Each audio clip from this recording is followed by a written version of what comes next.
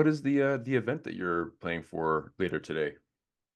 So we've got some prayers and a welcome morning tea. We have a new monk who's coming to stay with us to assist us. He's a Tibetan astrologer, and he's also an assistant to our Rinpoche, who was born in New Zealand. He's a young Rinpoche to Tibetan parents, and he spends quite a bit of his time over in India. He has quite a big project in Sikkim, but our founding teacher passed away earlier this year. And so he came, who was also our Rinpoche's uncle. So he came back, of course, to lead all the special prayers and the cremation ceremony, the Akshobhya, 49-day prayers, etc. And that was all completed at the end of June. And he's still been here really to support our community and our sangha who are sort of recovering from that. Yeah. Well, I'm sorry to hear about the loss of such an important figure in your community and your sangha. Mm. And It's our first experience of that. So yeah. yeah, if it's not too difficult to talk about, what was the experience of doing those? I believe you said 49 days of prayers or 45 days of That prayers. Mm, 49, yes, 49. that's the traditional sort of length, that every day for 7 weeks, and that's to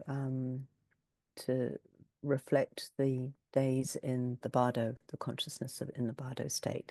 Now, please don't ask me anything complicated about that because I'm not sure how articulate or eloquent I could be about that.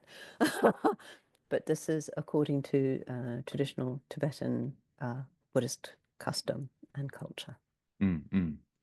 And did it help you kind of process what was happening? Like participating in those prayers, did it help you? I mean, I know it's for that first helping someone navigate the Bardo experience, but did it also help you kind of and maybe the Sangha at large kind of process what was happening?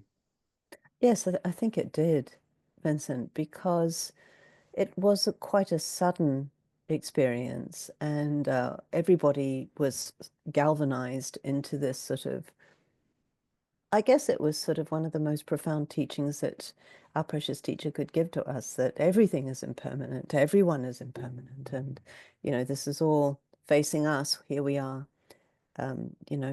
cantering along, but actually all of us are heading towards the bullseye. Definitely our final destination for everybody is going to be passing away in death.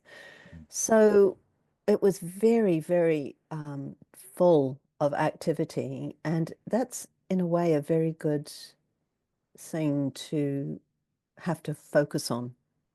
There were many prayers to do. We had to bring a special chanting master over from India to lead the ceremonies.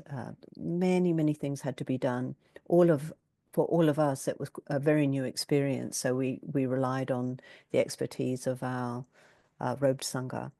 And when there's so much to do, it really is about focusing your mind and one thing at a time and accomplishing those things. And I think that's quite a good thing to have to um, keep your balance. It helps you to keep your balance and stability. Mm, Mm, yeah. good. Well, I'm glad that it was that kind of resource for you during a very sudden and difficult time. And then I'm also glad that you had another resource in your robe sangha that more or less could help a lot of the rest of the sangha, the greater sangha, kind of navigate some very new territory when it comes to sudden changes in leadership and the grief and the processes behind it. And then I'd imagine some of the processes that go through bringing a new leadership into your life as well. Mm. Has that process more or less kind of begun with introducing someone new into It has, but mm, also we're very fortunate that our Rinpoche, in fact, he was born in New Zealand. He lived here. His mm, parents lived here. He lived here until he was 7 when he was recognized. And then he left to go to the monastery and begin his monastic education. So for us older members of the Sangha, we've known him since he was a little young thing, you know. So now he's come back in, he's mature, and it's been very, very galvanizing for the community because everybody has different skills, everybody has different things to offer to each other and to help to support each other. And I think that was really what was quite pronounced in the experience was all sorts of people came, you know, who'd been involved in our building from 1981, 1982, much older, but still, you know, wanting to pay their respects to our precious teacher. Mm. And, you know, right through to the young ones who are um, just not starting because some of them have been involved with our monastery for since they were born, in fact, but you know, starting to go into their own maturity in early adulthood. So it's been it's been a very rich experience. That's all I could say, and it's still happening each day. And we have this event today, you know, Yeah. and that's absolutely part of it with a new Tibetan astrologer on board to help our activities and to help, you know, benefit our community and to get to know him. That's also very important. Yeah. And I was looking at the website for the monastery and for the Buddhist Center, and I know that there's so it's relatively new to me, this Tibetan astrology component, but I know that Tibetan medicine also kind of plays a part, and there's a Tibetan medicine specialist that you have for We Tibetan do. healthcare. Yeah. We What? do. Yes, we run a traditional Tibetan health clinic. It is organized and largely coordinated by our Sangha members in Hamilton, which is about 2 hours south of our centre, uh, which is north of Auckland. And it was initiated, I think, in 2001 by our precious teacher, who was very dedicated to sort of organic, natural healthcare for people using traditional Tibetan medicine and educating people about how they can be responsible as much as they can by their daily routine, by their food, um, and trying to keep their elemental balance stable. And yeah, so since then we've had a number of Tibetan clinics, which is run nationally throughout New Zealand. Most recently in January of this year, he's a very talented and very sensitive Tibetan doctor who's um, uh, able to come when he can. We hope he will also come next year, and that's been a very successful and kind of continually developing part of our activities. Yeah.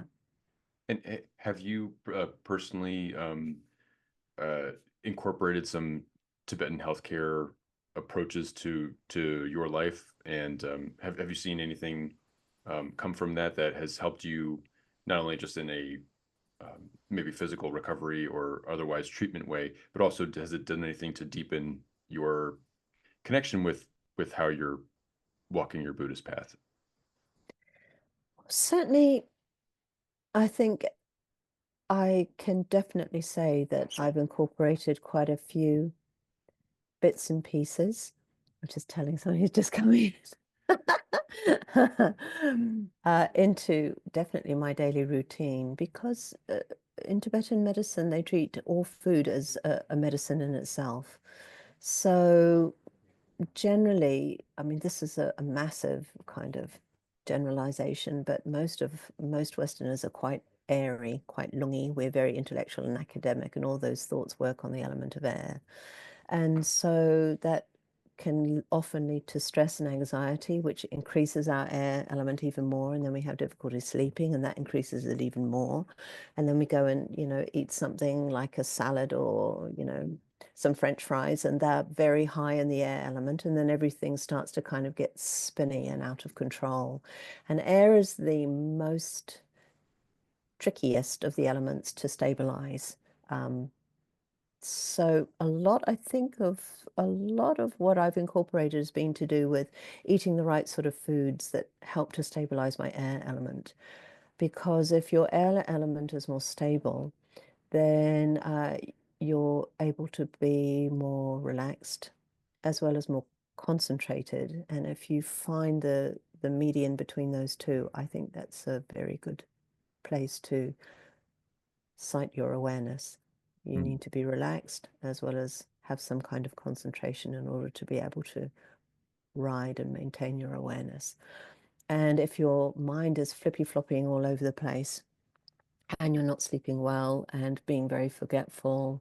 And you can often tell, air people, they go outside, they get too cold, they come inside, they get too hot, They talk a lot, all these sorts of things. They often forget they've got maybe 3 pieces of toast in different parts of the apartment. They've got their hot drink that's got cold over there and their warmer drink, which they've just only remembered that they've made. They've also forgotten where they put it, this sort of thing. These are very classic examples of our air element being a little bit overwhelming to our other elements.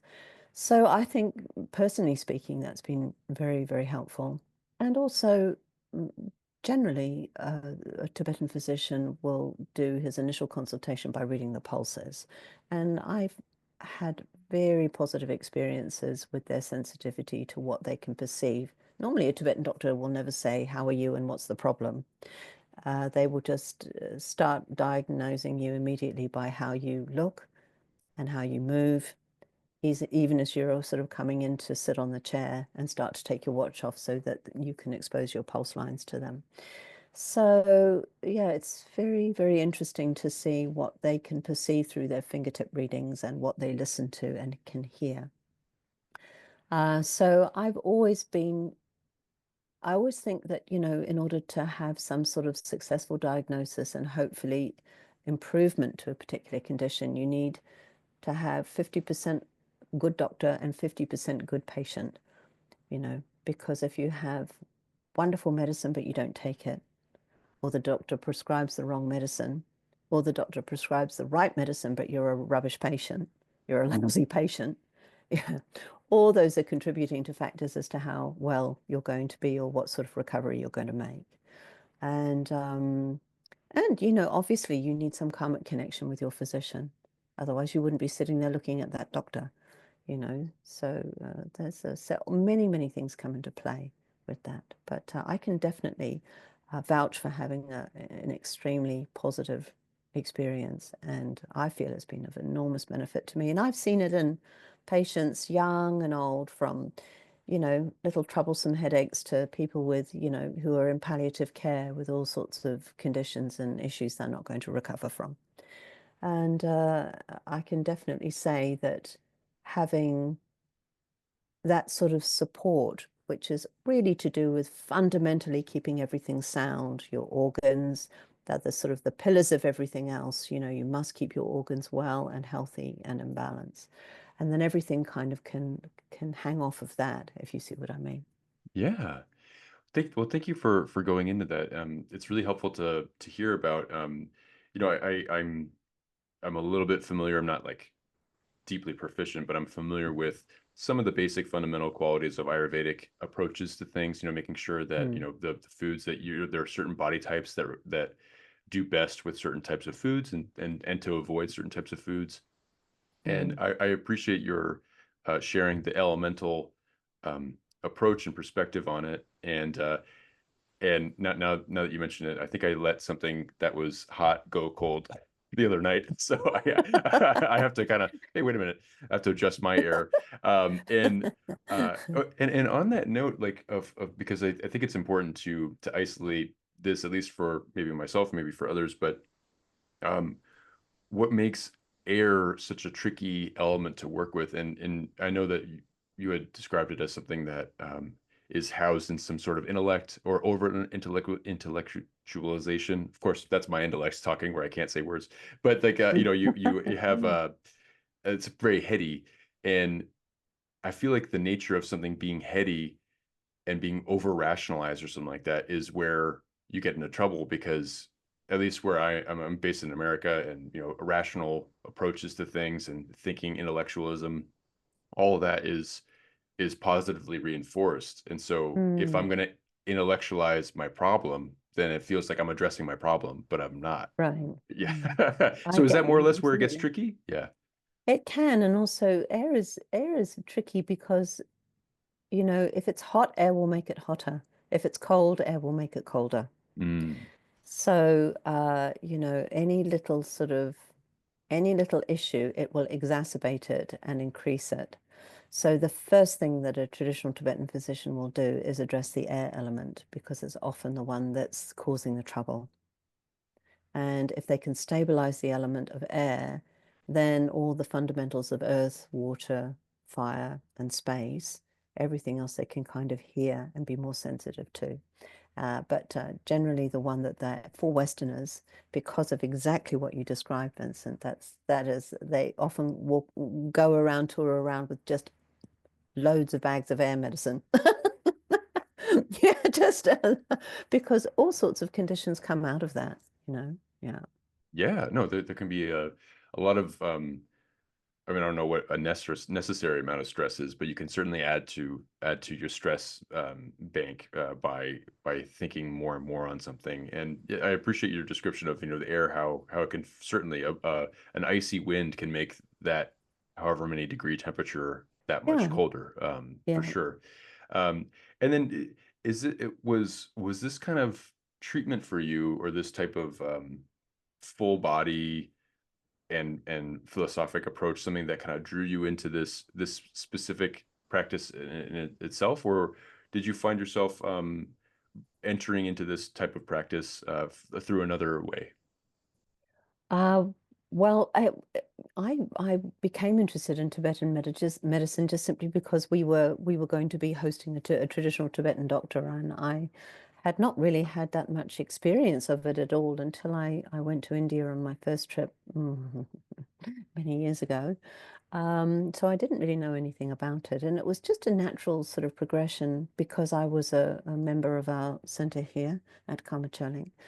And it was something that our Lama, our precious teacher, felt was really integral to the well-being of people and educating people.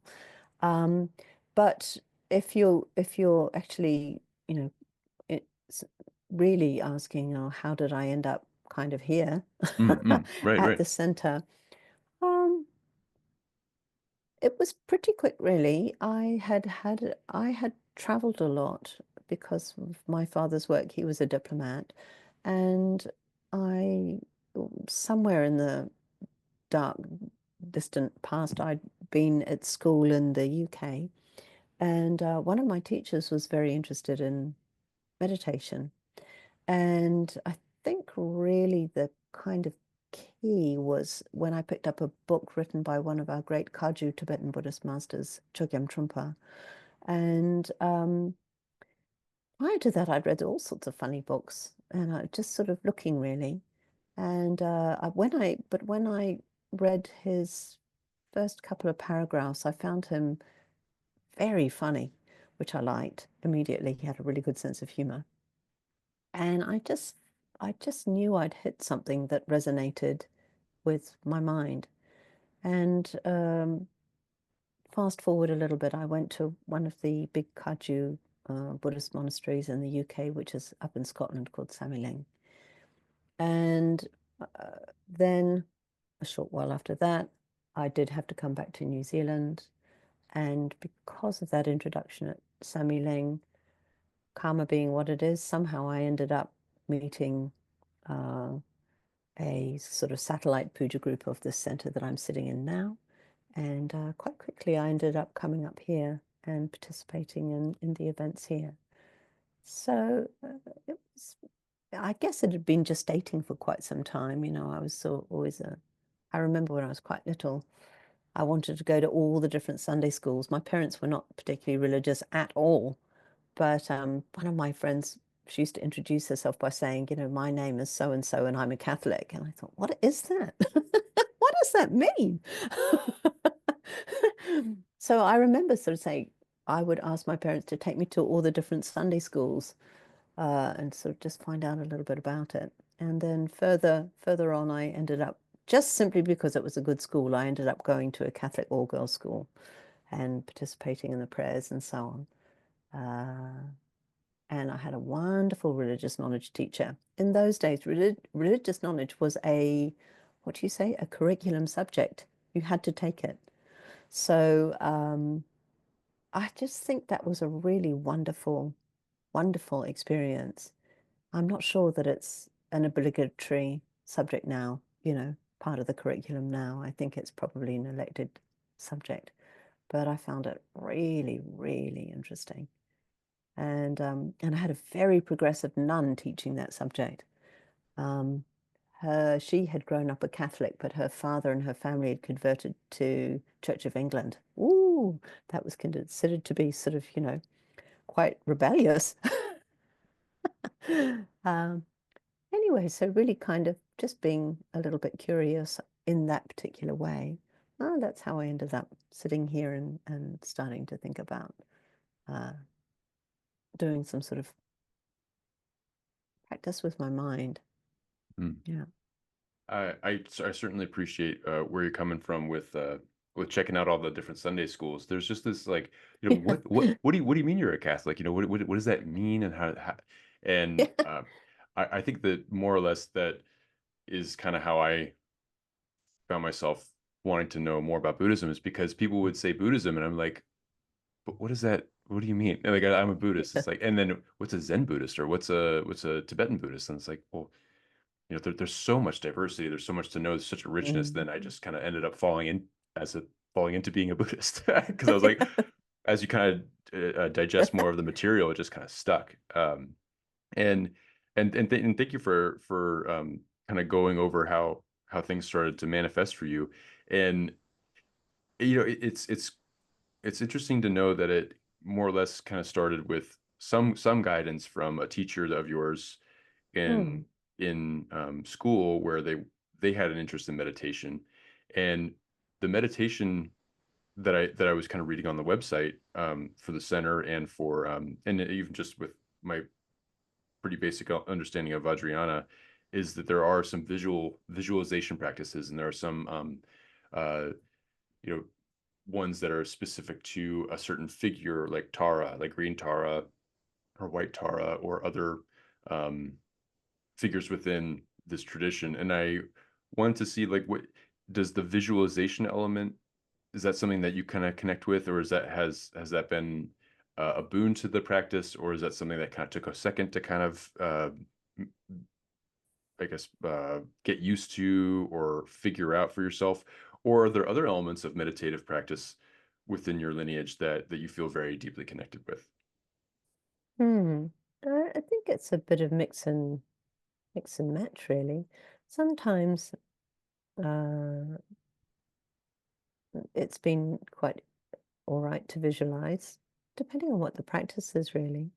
I do remember we have some foundation practices called Ngondro, and the first is sort of very physically active, and the second one is that purification practices, basically.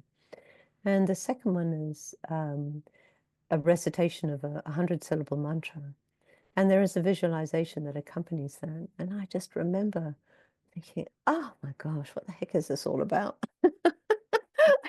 I'd been sort of doing months and months and months of this physical practice of prostrations at the beginning.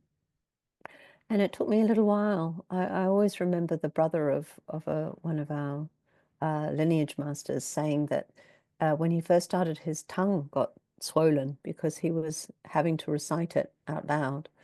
And it took him ages and ages and ages to get used to sitting down because actually we'd spent the first whatever many months actually doing a physical practice. So sitting down is quite a new experience. And then you think, oh, ah, what am I doing? So, but practice makes perfect, you know? And at first, if you think about, well, if I visualize my can opener in my kitchen drawer, I can do it. But I still have to know what the can opener is and where it is and where is the drawer. So these sorts of things actually become more and more familiar the more we have to try and handle them. And at first we don't know how to pick it up. We don't know how to, we turn it around like this, like this. And I do remember at some stage on this particular practice that I'm talking about now, it took me about 6 weeks. And then suddenly something kind of happened. And I just think it might have been a confluence of different things. Perhaps sometimes, it's a really good thing to do practice when you're very tired, because when you're so tired, all the chatter falls away. And I mean, of course, the risk is you fall asleep, definitely. I've done that before. Which practice am I doing? But yeah, I just got a tiny little glimpse of something after about 6 weeks, but it took me 6 weeks of sitting there going, what the heck? It took me that long. But the wonderful and significant thing about the practices that we do is that they are tested, tried, and true. They work. That's why it's so important to, you know, have respect and follow the instructions of the lineage, because the practices work. There is evidence of realization, and you want to make sure that you're, in the vehicle on the right road, heading in the right direction. Mm-hmm. Uh, And when you're interacting with the people that have dedicated a lot of time, and if not, I don't want to speak to generally, but like people that have more or less mastered or have fully integrated a lot of these practices into their life, or a part of who they are and identity, if you want to call it that. When you have uh, precious teachers or holinesses coming into the center, and when engaging with them, do you kind of pick up a different type of energy from interacting with some more of the robe sangha, or can you kind of identify something that they, by having it so integrated into their life, that it's clearly there's something distinct about their character, about when they walk into a room, that they kind of change, it can change the air in it or something like that? um, Certainly, I think anybody who is a practitioner, um, they become the embodiment of the teachings. So it may not be apparent immediately, but usually over time, then it reveals itself. Yes, definitely. And the more you have, or if you're fortunate enough to have interaction with some of these, realized practitioners, great practitioners, then I just think that they are, sort of a wonderful and precious example to us. I mean, that's one of our great masters says, I'm not saying I don't want you to become like me. You don't need to become like me. But, I am hopefully, the vessel for you to receive the teaching so that you can become Buddha, because I want you to become Buddha. You're a true awakened enlightened self, which is not going to be like me because you are you. but but seeing that living example is very inspiring, and often it you know, I think these great beings, they are so kind that they can perceive and are so perceptive about what we recognize, what we're ignorant about, how sensitive we are. And sometimes they're kind to us to sort of appear to be, um, casual and normal. Uh, but that's really just for our own ease and comfort until we feel more comfortable ourselves in their company. And then just over time, I think those things become very apparent. Just the way they make decisions, their confidence, and their perceptiveness about the situation around them. Yeah. I'm so glad that you get that experience of being able to be in close proximity and even engage with some of these people that they at the very least set a good example, and at the very least they can be maybe inspiring. But if anything, you get to interact with people that are more or less embodying the teachings, and you get to see what that looks like, and that there's this respect to your own individual life where they say, you don't have to like copycat everything that I do. I'm not trying to Mm, like mm, form mm. you into me, but you know, you have this living body and living, mind, and you have this capability of awakening to something. And that's my goal, is to awaken you, not to make you bring you into my That's awakening or right. something like that. Yeah, that's right.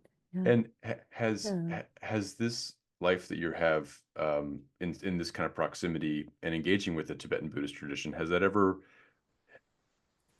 catapulted you or jettisoned you into traveling to places like Tibet, or like having, like, I remember you mentioned you had been to India, but I don't know if there's anything Mm. that has brought you into a closer contact with this culture, like in person going there. I've never been to Tibet, no. I'm not sure if I will this life. I'll just have to see what unfurls naturally. But yeah, I've been very fortunate um, to have been able to travel and to have exposure to Tibetan culture, sort of by by accident, really, because this is in the refugee community in or refugee communities in India. I mean, they're very active, very present, and very committed to preserving their culture. But no, I've never been to Tibet yet. I'll say Mm-hmm. yet. Yes. Who knows? Who Yeah. knows? Yeah. And I really admire how, I mean, and not that I come from a great deal of knowledge or understanding about this, but when I look at pictures of the Karma Choeling Tibetan Buddhist Monastery, and the way that the community is set up in these mountains, like you have this beautiful building, and you have shrines and various objects of veneration, and beautiful, I guess, environments that are created in this building. And then you also have a 25-foot, I think, statue of Shakyamuni Buddha. It's very beautiful, Mhm. and it's very prominent. It's very figured very prominent. It's within the style, I think, of a Tibetan Buddha, and Tibetan, aesthetic and styling. And then you also have 8 stupas that are That's right. there, and so I really, like just the pictures of the forest nearby, and all these different things, and the prayer flags, the prayer flags. You just have, you create such a, what feels like, um, a Tibet, you feel, it feels like, and you also do serve a Tibetan community there, and so it feels like the spirit of it, and just from aesthetics alone, it looks like it really captures that. And that being said, you also do have to deal with the reality of having those objects, because I understand that the stupas have undergone some recent renovations, and I was curious what that is like to work on, um, Sure. such venerated objects. Yeah, I mean, there are some protocols that you have to be aware of. I mean, w- I, I mean, when you have sacred sites and any kind of buildings, of course, there's always repair and maintenance that you need to take care of. Places have to be kept tidy and light. We are a massive property. I mean, maybe not massive for American standards. We're 50 acres, but we're basically New Zealand native bush. So around our sacred sites and around our dwelling buildings for people to do retreats, with the exception of keeping those maintained and clear and light and dry, we try and let everything be as natural as it can possibly be. Um, yes, earlier this year we repainted our outdoor Buddha statue, which you mentioned, and there's been some ongoing work at the stupas themselves, but also on the grounds or on the grounds around it, because I'm not sure if you heard in the US, but we've also had a tremendous amount of rain at different times. And our stupas, I don't know if you could see, Vincent, but they are on a ridge of our property. And so we wanted to just shore up and make sure that everything on either side was going to, be nice and well supported. And we didn't want any slips. So that's really what we've been doing. And there's been certain protocols to keep in mind with that. when you're actually painting or doing any cement repairs or plastering or anything like that, yes, you have to, it's always important to be mindful that you're stepping on, because all of these sacred objects are full of mantra, sacred relics. Generally they have either small or symbolic shrines inside. And so you've got to be careful where you step. And you take off your shoes and socks, and sometimes you have little work slippers that you can use, which you only use for that purpose. So yes, you do have to be a little bit careful about those sorts of things. And afterwards, then it's always advised that the sacred object has a purification puja, because especially for painting, you might have to climb all over the different parts of whether it's the stupa or the statue. Yeah, then there's a purification ritual that has to happen after that in order for everything to sort of be cleansed a little bit from, dangling off ladders and hanging upside down while you're painting this, that, and the other. Yeah, Yeah. yeah. And I'd imagine too, I mean, I'm sure that with construction or with any kind of repair work, things go according to plan, and things also don't go according to plan. And Oh, for maybe sure. an expletive that you didn't mean to have happen comes up, and then it's like, well, now I gotta gotta kind of clean that up too, or whatever it is. And so I can for sure appreciate that. And yeah, like there's this beauty and this meaning that's happens with these sacred sites that you are installing and repairing and maintaining. But yeah, nature will show up, and if it's on a ridge, you got to make sure that all the the land around it is secure enough to make sure that nothing kind of gets out of place. Because I also know That's that right. having things in a line, or having things kind of line up and face the right way, is Yep, is that's very right. very important. Uh, what was it like? I don't know if you were present for it, or if it's something that happens, is revisited as a part of your community. But I know that there was an eye-opening ceremony for the Shakyamuni Buddha statue. What was that Mm. like? Actually, I wasn't present for that. That was in 1992. But His Holiness Dalai Lama, I think that was his first visit to New Zealand, if I'm not mistaken. And our precious Lama had worked incredibly hard, day and night, to have the Buddha statue in some form of readiness so that His Holiness Dalai Lama could come and consecrate and do the eye-opening ceremony, which he did. Um, so I think it was jam-packed full of people. But of course, the statue is outside and on a promontory. And one of our sangha members made a very sweet um, short film about it. And just as he's looking up and they're doing their prayers, we thought he was only going to spend about, 10 minutes. And he just stayed on longer and longer and longer and said more prayers, more prayers, more prayers. And then just as they were coming to the dedication, this beautiful, gentle rainfall came, which I think they thought was thought to be very auspicious. And yeah, I think it was a very joyful event for everybody, of course. And for our community here, very important. We'd seen the example of our Lama working so hard. And I think that was a real kind of um, foot on the gas pedal for all of us. We saw how hard he worked, and we thought, okay, this is what this situation requires. We have to step up. Yeah. Wow. Uh, and to host, someone that is internationally so recognized, for everything, to have His Holiness the Dalai Lama come and visit, and to be a part of the the the eye opening, and to just be Mm. present for that, and to kind of share that with the community is massive. Has His Holiness the Dalai Lama, has he factored into your life in any particular way? I mean, have you sought out opportunities to hear him speak in person, or is he someone that you read works from, or anything like that? Yes, in some ways. In my first year when I came back from New Zealand after being overseas, I volunteered to do a fundraising in order to um, have some funds for a big sports stadium. So yeah, somehow I don't know how my hand or my finger waggled into the air on that, and I ended up doing that.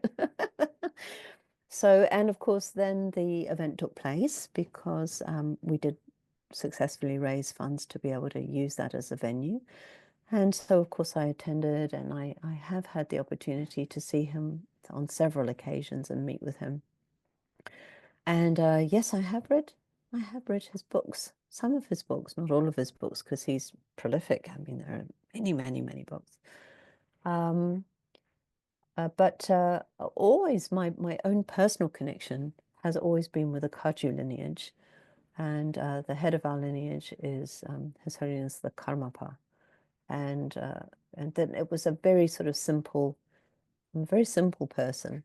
So really that has come down through um, my into my precious teacher who's recently passed away, Mm. and now his nephew who's also in the same lineage. And this monastery, Karma Choeling, is the Kagyu Tibetan Buddhist Monastery, and sort of like the HQ for for the Kagyu lineage here in New Zealand, and also partly in Australia too, I think. Yeah. Yeah. Well, what a special thing, and yeah, I understand. Like, there's a connection you can have, and I'm very grateful that you had the experiences of being able to meet someone like His Holiness the Dalai Lama. But you also have this ability to meet very important figures in a more close proximity within your lineage that means so much for the New Zealand community and also elsewhere. And I'm glad that you can be so close and so involved in a community that can be that place for so many people. Um, and We're very small, Vincent. We have the benefit of being quite a small nation, you know. In New Zealand, you just kind of stand on a hill and you can see the sea, basically. And I think in that way, we're very fortunate. Sometimes it's a very long way for people to come. True. You know, we are way, way, way down at the other end of the world compared to where you are. But it does generally mean that if people come to Australia, then they'll pop across the ditch and come to New Zealand. And and if they stay here, then it means that that opportunity is more available for people. I know that America is huge, and there must be great swathes of the nation where there may not be a Dharma center or a Dharma teacher. So, I mean, it's partly our karma, really, isn't it, where we end up. So, one thing I will say though is that if you have a sincere wish and aspiration to meet a sincere uh, practitioner or teacher, then I'm sure eventually something's going to roll up. You know, it could be that by a means that you don't expect. It might be a job offer to go somewhere else and you don't want to go, but actually you might go and then you might find it's got a very active Dharma community. Oh, we just never know. We just never know. Yeah. yeah, well, and I couldn't agree more. And what is something that you tell to somebody that is that may or may not have uh, karmically something dharmically knocking at their door, and kind of inviting them that they may or may not be ready to dive in or to build that relationship on a certain level, but certainly on another level, they are, whether they know it or not, primed to have an experience like that. Like, what do you kind of help somebody jump in a little bit more? Well, it always helps to read, I think. That was one of the ways that I kind of became more interested was in my case it was reading Chogyam Trungpa. That was, I think, really the that opened some sort of door or space for me. And even if we don't know what we're doing, it's very good to sit and try to meditate, even if we don't know what we're doing. My own experience was I didn't have a clue what I was doing, but I know that I would just sit, and I used to kind of make it up. I'd sit, I'd look at a candle flame, another time I'd sit, I'd look at a stone, just, but I just knew that I wanted to do something with my mind. And so I think if you have a genuine, sincere interest, um, trust your intuition and what flows. It it does mean that, you know, you might knock on a door or two and feel, oh no, this is not for me, this one here, but I feel this one is. Um, and then just see what happens. Hmm. Trust. Yeah. Thank you for offering that, because I feel like th that trust can be so hard to get the courage to listen to sometimes, or whatever it Sure. is. And this is where our air gets like, oh, yes, yes, yes, but no, no, no. Oh, but it could be. Yeah. And we need to go and, yeah, eat something nice and stabilizing. Yeah, and then just have a little more clarity.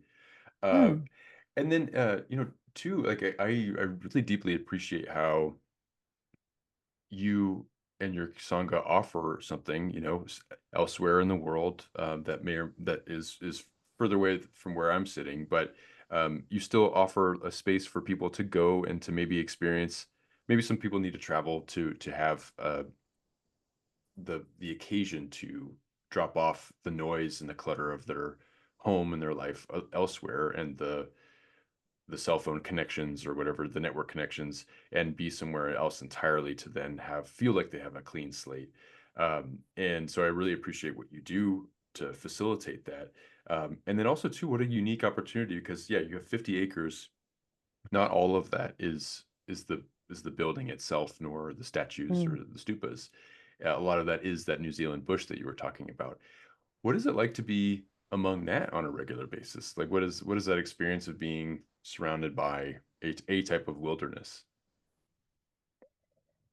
Well, previously we were much more isolated from Auckland, but Auckland has developed a lot, and from the top of our gonpa, or our shrine room, you can see some lights in the distance where previously it was just black.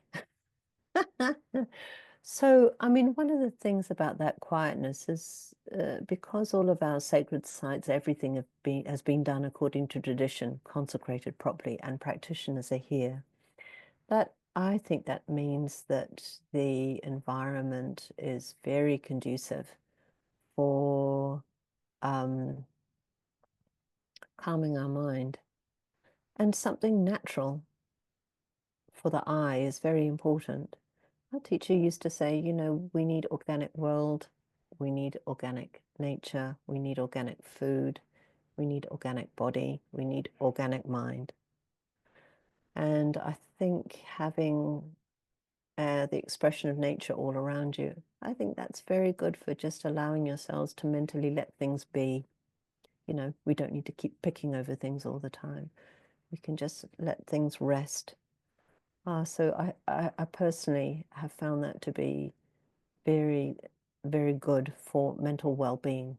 Yeah.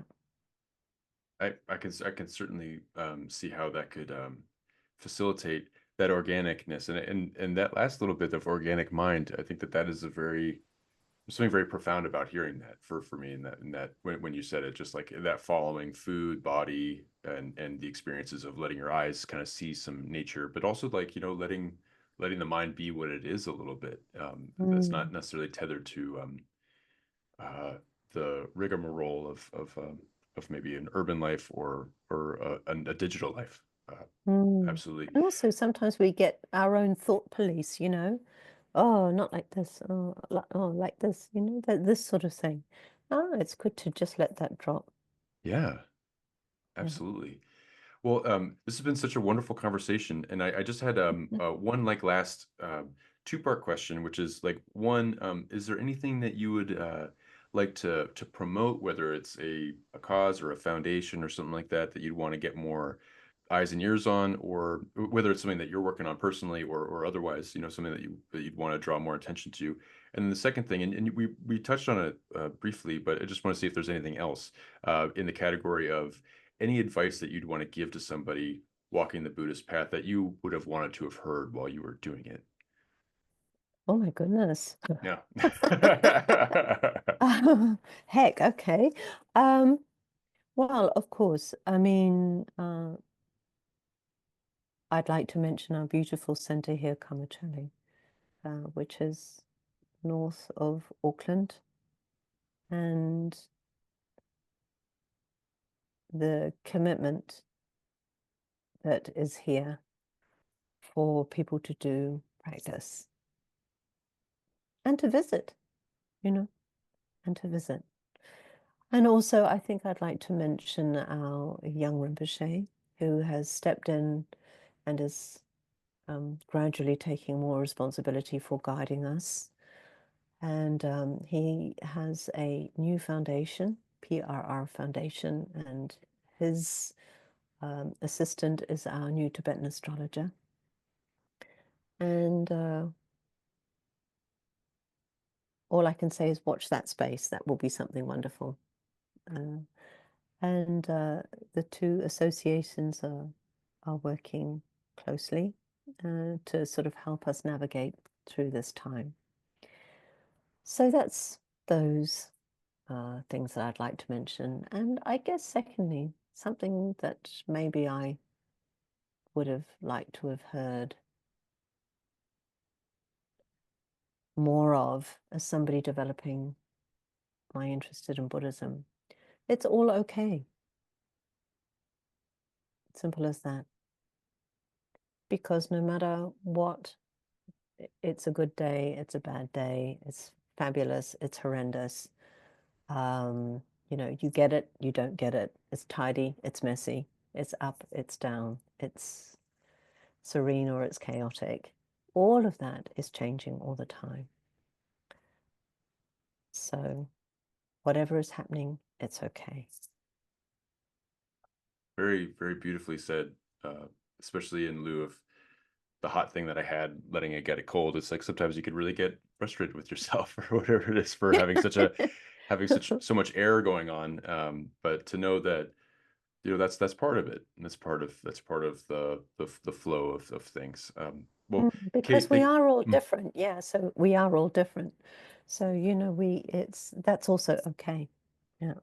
absolutely. Absolutely. Well, Kate, thank you so much for speaking with me today. I really appreciate you Oh, taking the thank time. you. Um, Thank you. this is such a treat to learn more about you, to learn more about the Karma Choeling Tibetan Buddhist Monastery and all the work that you're doing. I really hope the rest of the renovations go well, or as they continue to happen, and that the leadership in your community is seamless, and also to all the necessary processing that goes on around that is meaningful, is helpful, and so that you may continue to do all the wonderful things that you do for New Zealand and beyond. Thank you. Thank you, Vincent. You take care.